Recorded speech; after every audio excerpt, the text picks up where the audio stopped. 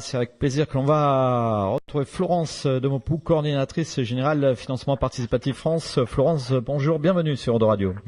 Bonjour. Alors on va bien sûr parler de l'actualité de votre association, mais peut-être rappeler l'émission et notamment comment est née. Alors pour le lancement c'était août 2012, mais expliquez-nous pourquoi avoir fondé Financement Participatif France.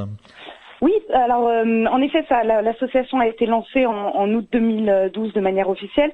La mobilisation des acteurs a commencé un peu avant cela. Et il s'agissait en fait si vous voulez, les acteurs du financement participatif ont commencé à émerger dans les années 2007-2008, mais un peu dans un no man's land réglementaire. Et donc les acteurs et l'écosystème ont assez vite remarqué qu'il y avait besoin d'une réglementation adaptée à cette nouvelle forme de financement d'une part, et puis qu'il y avait aussi des enjeux de pédagogie pour expliquer au grand public de quoi il s'agissait. Parce qu'on connaissait un peu l'acteur de financement participatif américain Kickstarter, mais on avait encore une vision assez réduite de ce qui pouvait se passer en France. Donc il y avait un vrai enjeu de pédagogie et de démocratisation des acteurs de la finance participative. Donc les acteurs se sont rassemblés, on commençait d'ailleurs à faire un plaidoyer à destination des candidats à la présidentielle en 2000. On était donc il y a 5 ans maintenant, et a organisé un événement pour les interpeller. Et à la suite de cette première mobilisation, l'association s'est créée. Voilà, ça c'est un petit peu pour l'historique, si je puis dire, la naissance. Alors, quelles sont vos missions? Il y a plusieurs objectifs, notamment fédérer et structurer les acteurs du financement participatif et leur écosystème. C'est l'un des objectifs.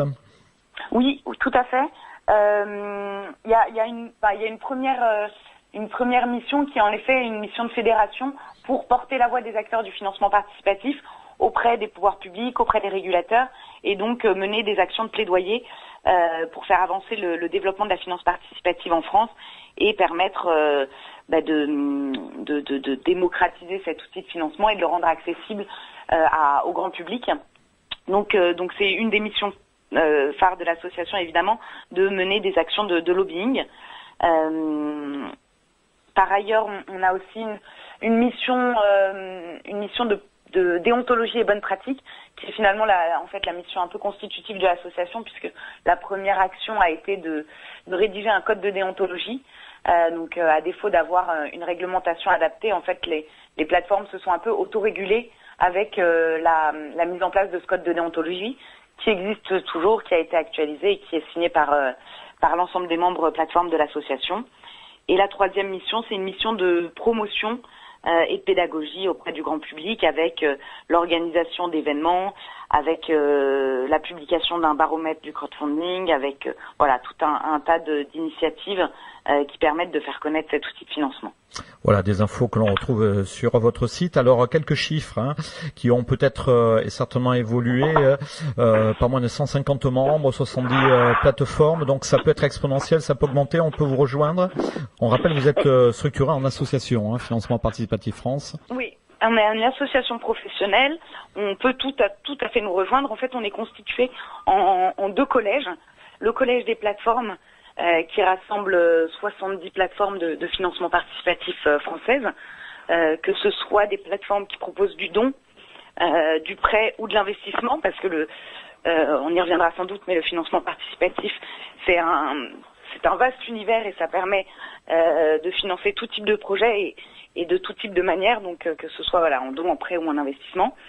Et on a un collège de l'écosystème qui rassemble des personnes à titre individuel ou des personnes morales, structures de l'accompagnement et du financement de porteurs de projets, collectivités, banques, cabinets d'avocats et j'en passe.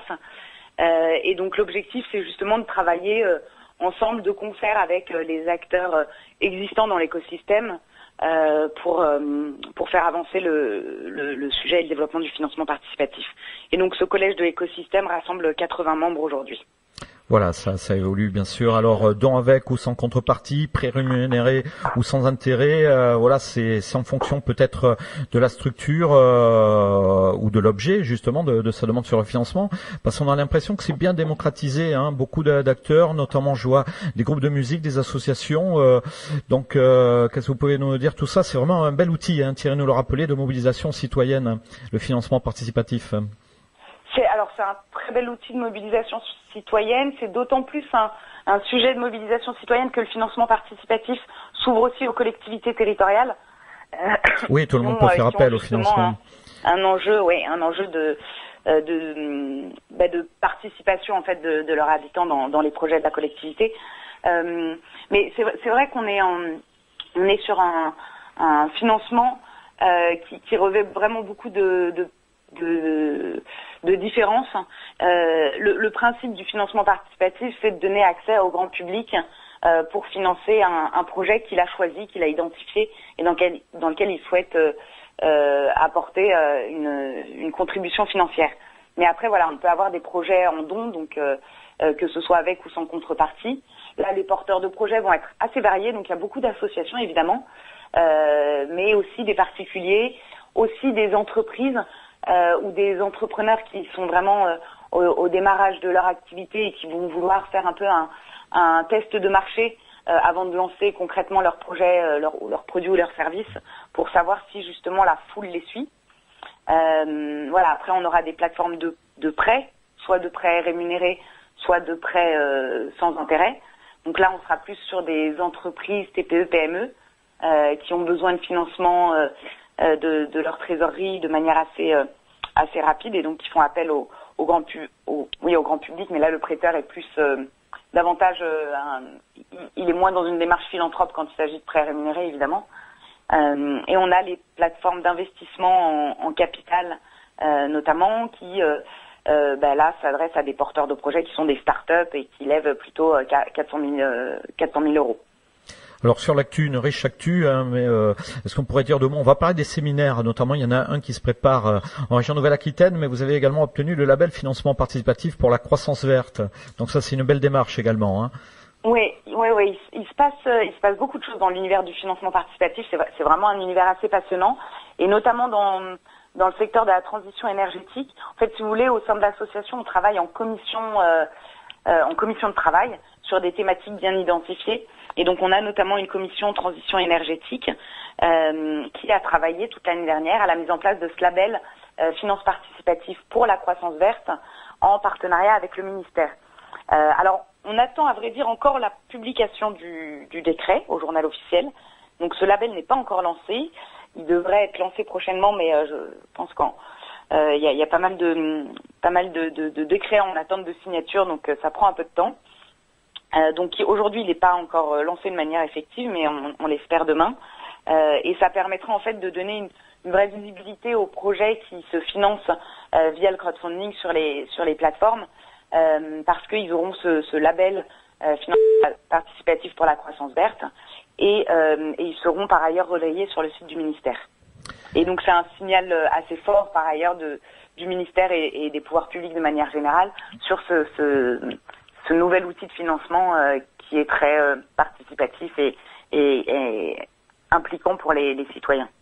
Voilà, et puis on pourrait dire quelques mots également sur ce partenariat, si je puis dire, avec la Caisse des dépôts, parce que vous organisez une série de séminaires nationaux, et le prochain, ce sera le 18 mai d'ailleurs en région Nouvelle-Aquitaine. Bon, certes, ce sera à Poitiers, hein, c'est un petit peu éloigné de Bordeaux, mais c'est dans la région Nouvelle-Aquitaine. Alors, il y aura d'autres séminaires, et dites-nous un petit peu à quelle destination qui est concerné, hein, notamment les acteurs du territoire, bien sûr. Hein.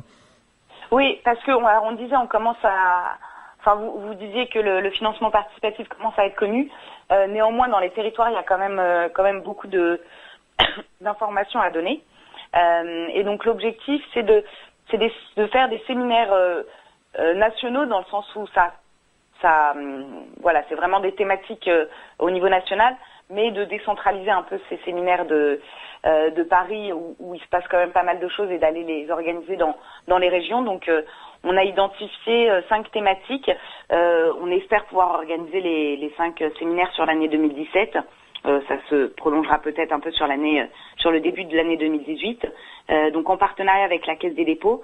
Et donc ce sont des séminaires sur la thématique générale du financement participatif et des territoires et des sous-thématiques qui sont identifiées à chaque fois pour chaque séminaire. Donc le prochain à Poitiers, ce sera sur le rôle des institutions territoriales et comment elles peuvent mettre en place des animations autour du financement participatif. Le deuxième qui est organisé à Paris sera sur la transition écologique. Il y en a un qui est prévu sur le tissu associatif, un sur le financement des entreprises et un sur le financement des projets portés par la collectivité.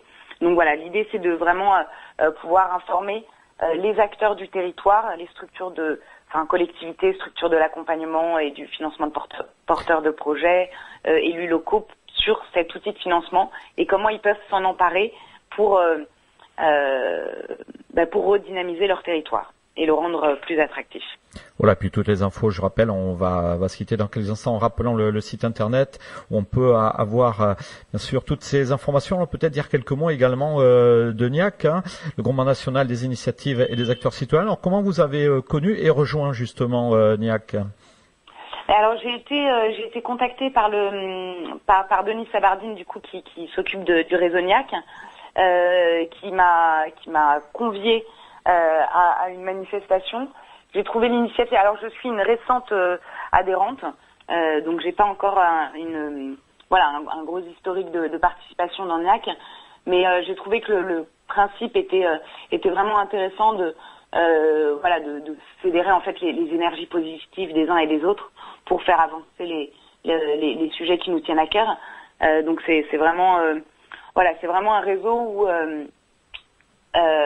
qui mobilise des bonnes volontés et qui donne envie de s'impliquer dans les initiatives positives pour les territoires. Voilà, et puis faut toujours être en réseau, mieux on connaît son environnement, etc. Qu'est-ce qu'on peut dire, Florence, à la fois de vos activités ou de NIAC? Là, ça va toucher, l'interview va toucher à sa fin. Je ne sais pas si vous voulez revenir sur un point, en appuyer un autre, ou redonner des infos. Il y a tellement d'actu en même temps. Il y a beaucoup d'actu.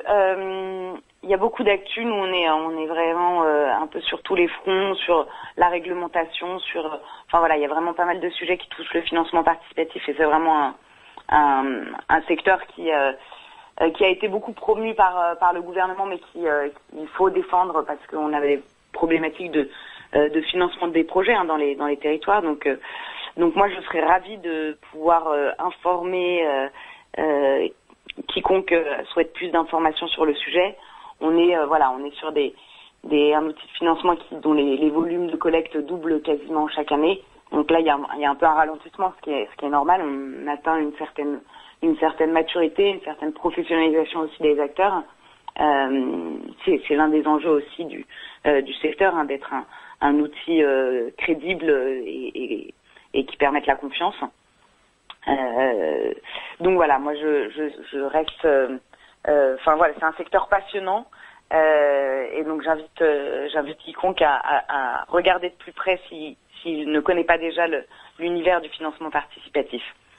Très bien, en tout cas merci Florence. On rappelle, vous êtes coordinatrice générale financement participatif France. Voilà, les micros de Radio vous sont ouverts et puis via les réseaux sociaux on peut faire passer l'info et le site internet financeparticipative.org peut donner davantage également d'informations si nécessaire. En tout cas merci à vous Florence de Mopou. À très bientôt.